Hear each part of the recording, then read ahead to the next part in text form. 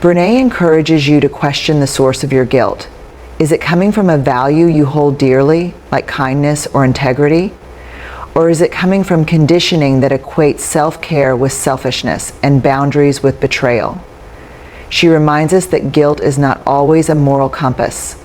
It can be a leftover emotional reflex from years of being trained to put others first at all costs. To walk away from guilt-driven decisions is to walk toward authenticity. It means telling the truth about what you need, even if it disappoints someone else. It means choosing long-term peace over short-term approval. It means being willing to feel uncomfortable temporarily so that you can live in alignment permanently. Brené teaches that part of emotional maturity is learning to sit with guilt without letting it drive your decisions. When you start saying no, when you stop tolerating toxic behavior, when you choose your peace over pleasing others, you will feel guilt. But that guilt isn't proof that you're wrong. It's proof that you're breaking an emotional contract you never consciously agreed to. For example, you may have been conditioned to always answer the phone, show up without question, tolerate disrespect during family gatherings, or never confront someone older than you. These unwritten rules are rooted in a system that values obedience over emotional truth. And when you start saying, "This isn't okay with me anymore," you violate that system. Guilt arises not because you're doing harm, but because you're disrupting the pattern. Brené Brown offers a powerful reframe that strikes at the heart of what keeps so many people trapped in unhealthy family dynamics, the confusion between guilt and wrongdoing. She explains that guilt is a normal emotional response, especially when you begin asserting boundaries, speaking up for yourself, or stepping away from roles you've long been expected to play. But feeling guilt doesn't mean you're making the wrong choice. It simply means you're doing something different. In many families, guilt is unconsciously used as a control tool. You may hear things like, "After everything I've done for you," or "You used to be so sweet," or "Family comes first," "You've changed." These are statements designed to trigger your guilt. Because guilt is powerful. It can override your instincts, blur your clarity, and cause you to shrink back into patterns that keep everyone else comfortable while you continue to suffer in silence. She reminds us that this boundary is not an attack, it is a standard. And the people who genuinely love you, who are emotionally mature and willing to grow, will meet you there. Those who cannot respect that standard may resist, guilt trip, or lash out, not because your boundary is wrong, but because your strength confronts their avoidance. Emotional safety is the foundation for trust, growth, connection, and true belonging. Without it, love becomes performative, surface level, or even manipulative. But with it, love becomes expansive, nurturing, and restorative. Brené encourages us not only to seek emotional safety, but to offer it in return. She speaks to the quiet power of knowing that you are allowed to feel safe. Not sometimes, not when the mood is right, always. And if you find yourself repeatedly feeling anxious, drained, confused, or belittled after interactions with a family member, it's not a flaw in you. It's a signal. A signal that your emotional safety is being compromised. One of the most radical things Brené teaches is that emotional safety is not a passive hope. It's something we actively build and fiercely protect. You have the right to decide what kind of behavior is welcome in your emotional space. You have the right to say, "I will not be spoken to that way. I need a break from this dynamic, or I'm no longer available for relationships where I don't feel emotionally safe. The result? Adults who internalize the belief that safety is something they must constantly negotiate for. They stay quiet in the face of disrespect. They tolerate emotional manipulation. They accept guilt-tripping, dismissiveness, and verbal aggression because they've never known relationships where emotional safety was standard. And worst of all, they question themselves instead of the behavior that Brené invites us to reclaim what was always ours, the right to be emotionally safe. That means being in relationships, family included, where your thoughts, boundaries, and emotions are respected, not just tolerated. Where you can express yourself without fear of emotional punishment. Where your experiences are not minimized, mocked, or distorted to serve someone else's comfort. In her characteristically honest and grounding way, Brené Brown underscores a profound truth in this point. Emotional safety is not a luxury reserved for certain relationships. It is a fundamental human need. It is not something you have to earn, perform for, or prove you deserve, even within family.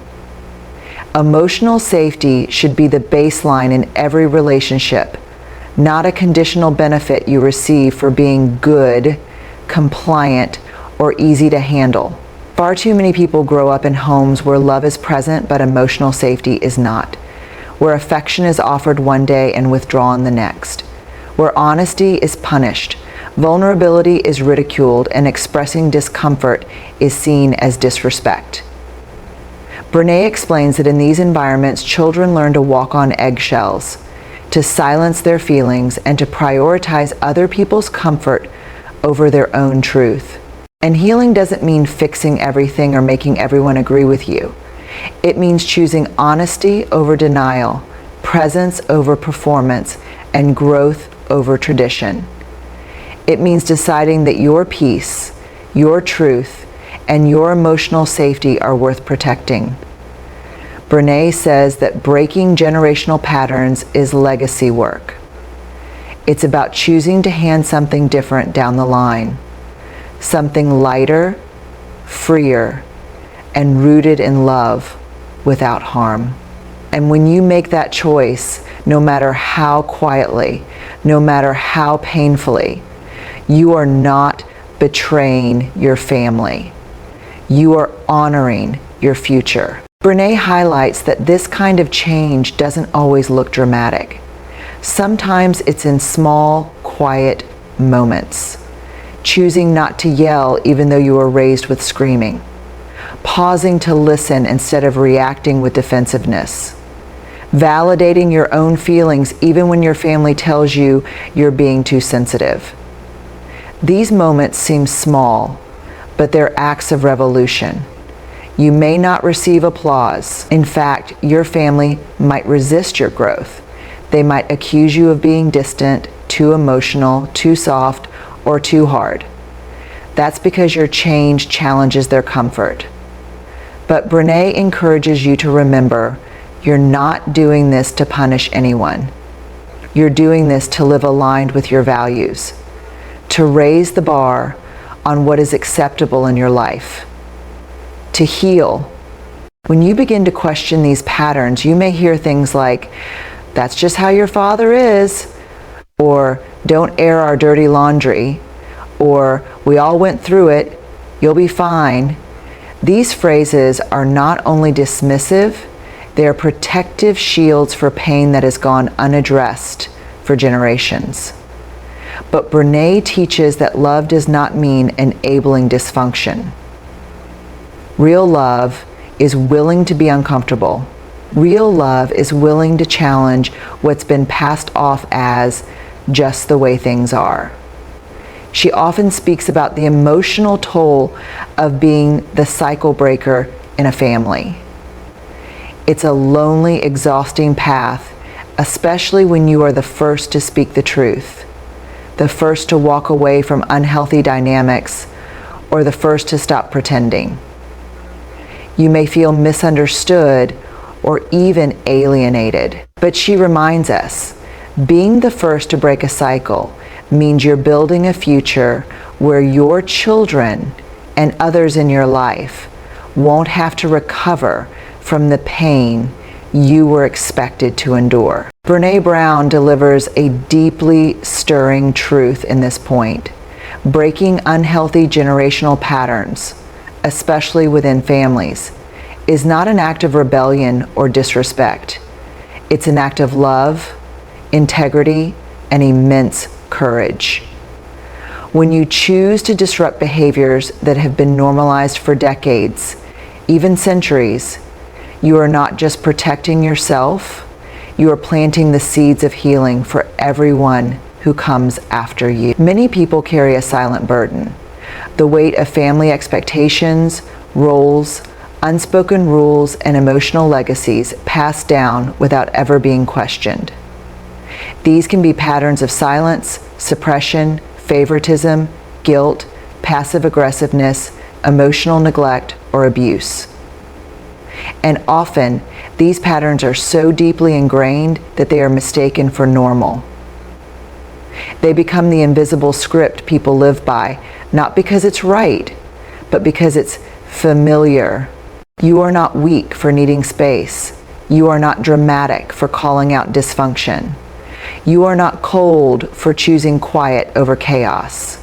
You are human, and you are part of a growing, brave community of people who are deciding that their mental health, emotional clarity, and self-worth matter more than tradition, fear, or appearances. Brené Brown offers not just validation, but a deep invitation. Connect, reach out, share your story, let others see you, because your vulnerability becomes a beacon for those who are silently suffering. By speaking your truth, you not only free yourself, but you also become proof to someone else that healing is possible. The moment you say, "I'm not okay with this anymore," you take your first step toward freedom. And even people are often unwilling to talk about the difficulties they face with family members because it feels taboo. There's an unspoken rule: you don't air family problems. You don't call out a toxic parent. You don't question a sibling's cruel behavior. But by not talking about it, we perpetuate the myth that everyone else has perfectly functional families, that it must be you who's the problem. This myth of isolation is exactly what Brené challenges. Through her research and stories, she's heard from thousands of people who feel the same pain, face the same difficult choices, and carry the same questions. Is it okay to walk away from someone I love if they keep hurting me? Am I allowed to choose peace over blood? Will I ever stop feeling guilty for putting myself first? But Brené reassures us, thousands of people, quietly, bravely, are doing this hard, heart-wrenching work too. She speaks to the emotional toll of choosing your mental and emotional safety over old loyalties. It can feel like you've broken a sacred rule or abandoned something you're supposed to hold on to, no matter what. But what you're actually doing is breaking a cycle, often one that has existed for generations. You are stepping away from inherited patterns of silence, dysfunction, guilt, and shame. That's not selfish. That's revolutionary. Brené explains that part of what keeps us feeling alone in our boundary setting is the culture of secrecy around family pain. Brené Brown delivers one of her most compassionate messages in this point. You are not alone. Not in your pain, your struggle, or in your decision to set boundaries and prioritize your well-being, even when it means distancing yourself from family. She reminds us that while the process of choosing yourself can feel isolating, it is in fact a deeply shared human experience. Often, when you make the courageous decision to draw the line, to say enough, you may feel as if you're the only one doing so. It can feel like no one else understands the emotional burden you carry, or the guilt and shame that might come with standing up to toxic patterns. Especially when family is involved, the world around you may not validate your choice. People may question your motives, accuse you of being ungrateful, or tell you to just let it go because they're your family. People may react with anger, defensiveness, or denial, but that doesn't mean the truth wasn't worth telling. Your job is not to manage other people's emotions. Your job is to live in alignment with your values, your needs, and your sense of what is right. This kind of honest communication isn't about being right. It's about being real. It's about choosing integrity over ease. And it's about trusting that relationships built on truth, even if they're fewer in number, are infinitely more nourishing than relationships built on unspoken pain and false harmony.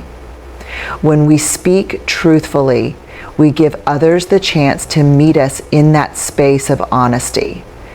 We invite deeper connection, not just politeness. Brené often talks about the emotional toll of swallowing our words. When we stay silent, those unspoken truths don't disappear.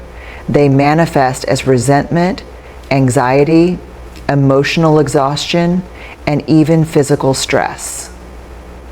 Over time, we find ourselves pulling away, not because we no longer care, but because the emotional labor of pretending is too heavy to carry. Speaking your truth, especially in a family dynamic, is hard because it breaks pattern. You may be the first person to name the dysfunction, to say what everyone knows but no one dares to say aloud. You may feel guilt, fear, or loneliness in the aftermath. But Brené assures us that telling the truth is an act of love, not just for yourself, but for the relationship. Because without truth, there can be no real trust. She also reminds us that we're not responsible for how others respond to our truth. She explains that families can become emotionally dishonest environments when difficult truths go unspoken. When we avoid conflict or sugarcoat the truth, we create a false version of closeness, one that feels emotionally thin and unsustainable. Real connection, Brené argues, is built on honesty, even when that honesty brings temporary discomfort. Speaking the truth doesn't mean being aggressive or confrontational. It means choosing clarity over resentment. It means telling someone how their behavior affected you instead of burying the pain. It means saying, "This isn't working for me," or "I need something different," even if you fear rejection, misunderstanding, or backlash. Brené Brown emphasizes that courageous communication, speaking truthfully and vulnerably, is one of the most powerful acts of emotional integrity we can practice, especially within the context of family. She challenges the idea that keeping quiet to avoid discomfort is the right thing to do, reminding us that silence, avoidance, and emotional suppression often come at a high personal cost. Many of us are raised to believe that keeping the peace is more important than expressing discomfort or confronting hurtful behavior. We're told not to rock the boat, to just let it go, or that it's not worth the fight. But Brené offers a different perspective. If keeping the peace requires abandoning your truth, then it's not peace, it's quiet suffering. Self-worth also means knowing that you do not have to fix, rescue, or carry the emotional weight of other people's choices. You are not responsible for their reactions to your boundaries. You are not selfish for needing space. You are not disloyal for walking away from what wounds you. You are simply acting in alignment with your deepest truth, that your value is not up for negotiation. Brené's message here is one of quiet revolution. You don't have to wait until you've healed completely to start protecting yourself. You don't have to explain your worth to others in order to live like it matters. Owning your self-worth means choosing yourself, even when others don't understand why. And it is perhaps the most loving thing you can do for everyone involved. She also warns that setting these boundaries can lead to backlash. People may accuse you of being selfish, cold, or disloyal. But Brené urges you to resist the urge to shrink back. Enabling someone's harmful behavior does not make you a good family member. It makes you a participant in a cycle that keeps both of you stuck. Instead, redefine loyalty as showing up with truth, respect, and accountability. Loyalty is not about covering up bad behavior. It's about choosing relationships that are rooted in mutual respect and healthy communication. You are not disloyal for protecting your peace. You are not unloving for expecting someone to treat you with basic human dignity. She describes how loyalty, when misunderstood, traps people in unhealthy cycles. For example, when a parent is verbally abusive or a sibling continually undermines your confidence, you may feel compelled to stay silent to keep the peace or not cause drama. But over time, this silence chips away at your sense of worth and reinforces the harmful behavior. You become complicit in your own mistreatment, not because you are weak, but because you've been taught that loyalty equals suffering. Brené says that real loyalty requires truth. It means loving someone enough to be honest with them. It's being willing to say, I love you, but I will not tolerate this behavior. Or, I care about our relationship, but it has to change if we're going to stay close. This kind of honesty is painful, but it's also transformative. It gives the other person the opportunity to grow, and it allows you to stand in your integrity. Brené Brown challenges a deeply ingrained cultural belief that loyalty means standing by people no matter what they do, even if they consistently hurt us. She breaks down this dangerous myth and replaces it with a more compassionate and courageous truth, that real loyalty includes accountability.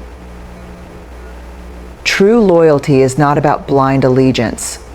It's about loving someone enough to expect better from them and from ourselves. In many families, the concept of loyalty is weaponized. It becomes a silent rule that says, don't question, don't confront, or don't speak the truth. But Brené invites us to look more deeply. If someone repeatedly behaves in ways that are harmful, manipulative, or toxic, enabling them in the name of loyalty is not an act of love. It's a form of self-abandonment. What makes this so powerful, especially in the context of family, is how difficult it can be. The emotional weight of shared history, obligation, and guilt often makes people stay in relationships that continually hurt them. Brené says that choosing boundaries is one of the bravest things a person can do, because it means valuing your own dignity above someone else's comfort.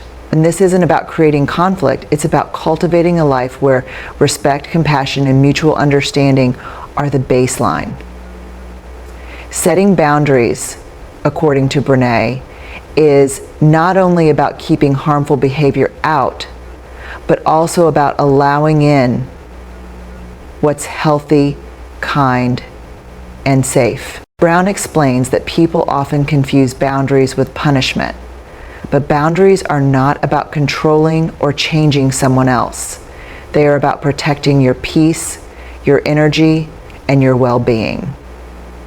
It's drawing a line that says, I will not allow myself to be diminished, disrespected, or emotionally drained, even by people I care about deeply. She encourages listeners to get clear on what behaviors are never okay in their lives. These could be name-calling, guilt-tripping, passive-aggressive behavior, gaslighting, or emotional neglect. Once you identify them, you commit to taking action when those behaviors occur. That might mean walking away from a conversation, declining a visit, or even choosing limited or no contact when a boundary is repeatedly violated. Brené Brown speaks powerfully about the importance of setting boundaries that are non-negotiable, especially when it comes to how you allow others to treat you, even family members.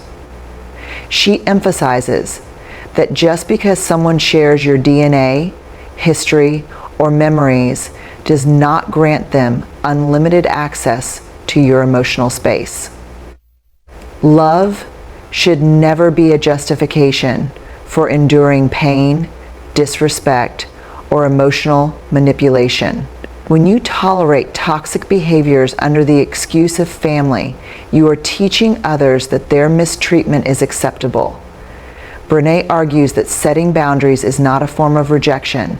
It's a profound act of self-love and emotional maturity. Saying no to behavior that crosses your limits is not about pushing people away. It's about defining the terms of how you wish to be in relationship with others.